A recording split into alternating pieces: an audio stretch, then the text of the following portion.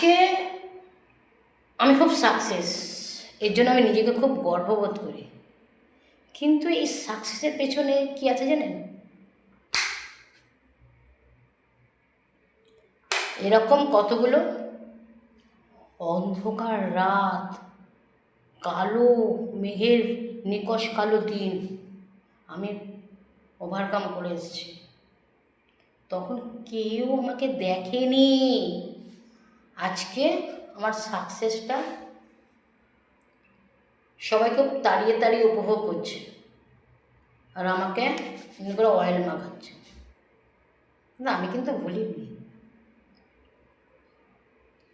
এই যে নিকষ কালো অন্ধকারটা যে কিভাবে আমি কাটিয়েছি সে আমি জানি। এরকম হোঁচট খেয়েছি,